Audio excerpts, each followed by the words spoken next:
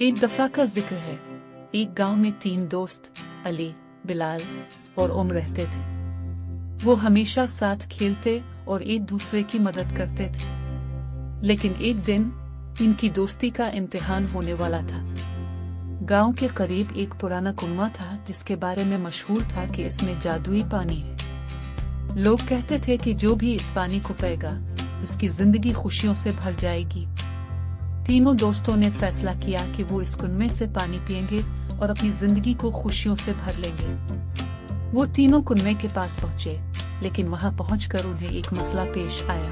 कुएं के करीब एक तख्ती लगी हुई थी जिस पर लिखा था, जो इस कुएं का पानी पीना चाहता है उसे अपनी सबसे कीमती चीज कुर्बान करनी होगी। अली, बिलाल और उमर परेशान हो गए। वो अपनी कीमती चीजों को छोड़ना नहीं चाहते थे, लेकिन कुएं के पानी की ताकत को हासिल करने की ख्वाहिश भी रखते थे। अली ने सोचा कि इसकी सबसे कीमती चीज इसका सोने का लॉकेट है जो उसकी दादी ने इसे दिया था। लेकिन इसे याद आया कि इस लॉकेट में दादी की मोहब्बत है और वो इसे कुर्बान नहीं कर सकता।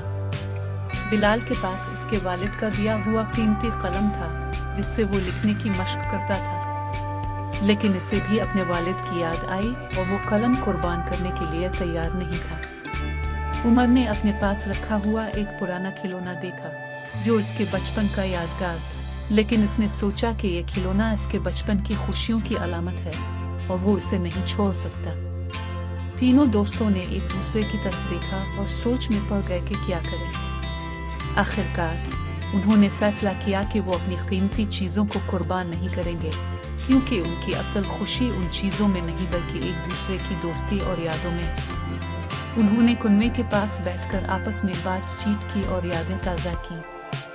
उन्होंने समझा कि खुशी की असल ताकत मादी चीजों में नहीं बल्कि मोहब्बत, दोस्ती और यादों में है। वापस गांव जाते वक्त तीनों दोस्त बहुत खुश थे क्योंकि उन्होंने एक अहम सबक सीखा था। उन्होंने अपनी कीमती चीजों को कुर्बान नहीं किया, लेकिन इसके बदले उन्हें एक दूसरे की दोस्ती की मजीद कदर और कीमत मालूम हो गई थी। नतीजा, असल खुशी मादी चीजों में नहीं बल्कि मोहब्बत, दोस्ती और खूबसूरत यादों में छुपी होती है।